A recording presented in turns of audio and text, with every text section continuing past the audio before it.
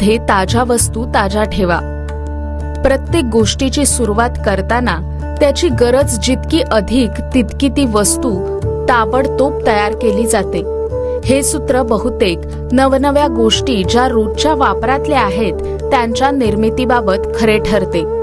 अगदी अशा दृष्टीने मेघनाताईंना स्वतःसाठीच फ्रीजमध्ये भाज्या चांगल्या स्थितीत कशा टिकवता येतील असा प्रश्न पडला होता. मग त्यांनी संशोधन सुरू केलं. इचलकरंजीला जाऊन अनेक सूतगिरणीत जाऊन कापड उद्योगाचा अभ्यास केला आणि मग स्वतःच्या प्रयोगातून कापड आणि प्लास्टिक यांचे एकत्रित असणाऱ्या कापडातून फ्रीज बॅग तयार केल्या. सुरुवातीला त्यांनी आपल्या नातेवाईकांना, आपल्या मित्रमैत्रिणींना या बॅग भेट दिल्या. त्यांच्याकडून या बॅग्सबद्दल अत्यंत उत्तम असा प्रतिसाद मिळाला. या बॅगची उपयुक्तता लोकांपर्यंत पोहोचू लागली. मग मेघनाताईंनी प्रदर्शनात भाग घ्यायला सुरुवात केली. प्लास्टिक फूड ग्रेड फायब्रिड डेव्हलप केले. सुरुवातीच्या काळात लोकांना पटवून देणं थोडं कठीण गेलं, पण एकदा ज्या ग्राहकांना चांगला अनुभव आला त्यांनी माउथ पब्लिसिटीने मेघनाताईंच्या बॅग्स अनेकांपर्यंत पोहोचवण्याचं काम सहजच केलं. मेघनाताईंनी तयार केलेल्या प्लास्टिक बॅगमध्ये पालेभाज्याही चांगल्या राहतात. या बॅग्स धुवाव्या लागत नाहीत, तर त्या रिकाम्या झाल्यावर 15 ते 20 मिनिटं सुकवाव्या लागतात. त्या फाटत नाहीत. या बॅग्स लोकांपर्यंत पोहोचवण्यासाठी 150हून अधिक डीलर नेमलेले आहेत. हे डीलर बहुतांश महिला आहेत. त्यामुळे 150 महिलांना रोजगार मिळाला.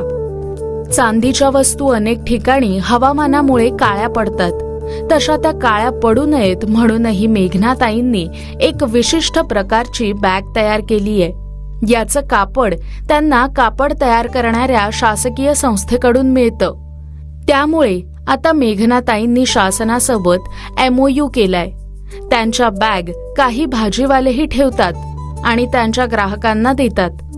ज्यावेळी मेगा बॅग्सचा सेटअप मेघनाताईंनी आपल्या घराजवळ चालू केला आणि शिफ्टमध्ये काम चालू केलं, त्यावेळी असं लक्षात आलं की यामध्ये उत्पादनाचीच किंमत खूप जास्त होतीये. मग मेघनाताईंनी काही बचत गटातील महिलांना शिवण्याचं काम देणं सुरू केलं. या महिलांना कच्चा माल देण्याची सोय केली. त्याचबरोबर त्यांनी तयार केलेला माल घेण्याचीही व्यवस्था केली. त्यामुळे उत्पादन खर्च आटोक्यात येतो आणि कामही वेळेत पूर्ण होतं असं लक्षात आलं आणि आता अशाच प्रकारची उत्पादनं चालू आहेत. मेघनाताई पुण्यात राहणाऱ्या असल्यामुळे पुण्याच्या आसपास राहणाऱ्या महिलांकडूनच उत्पादनाचे म्हणजेच बॅग शिवण्याचे काम करून घेतले जाते. मेघनाताईंच्या या बॅग्स परदेशातही पोहोचवल्या जातात. अमेरिका आणि इतर देशात जे महाराष्ट्रीयन लोक राहतात त्यांची महाराष्ट्र मंडळं असतात. मग तिथे होणाऱ्या निरनिराळ्या कार्यक्रमांमध्ये लोकांना देण्यासाठी या बॅग्स घेऊन जातात. साऊथ आफ्रिकेसारख्या देशात तर लाखात मागणी केली जाते. मेघनाताईंचे संशोधन आणि वेगवेगळ्या गोष्टींसाठी वेगवेगळ्या बॅग्स बनवणे चालूच होते.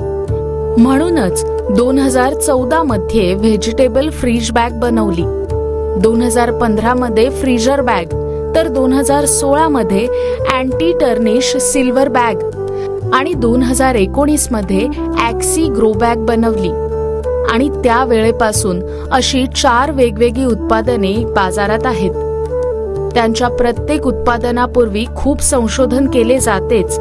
त्याबरोबरच ती वापरण्यासाठी कशी उपयुक्त होते त्यासाठीही प्रत्यक्ष फील्ड टेस्टही होते. म्हणजेच नवे उत्पादन बाजारात आणण्यापूर्वी ते काही घरात वापरून पाहिले जाते. त्यामुळे ज्या उद्देशाने ते बनवले गेले आहे तो उद्देश सफल होतो की नाही हे सप्रमाण समजते. पूर्णतः त्या उत्पादनाची खात्री झाल्यानंतरच ते प्रदर्शनात किंवा डीलरकडे लोकांसाठी उपलब्ध केले जाते.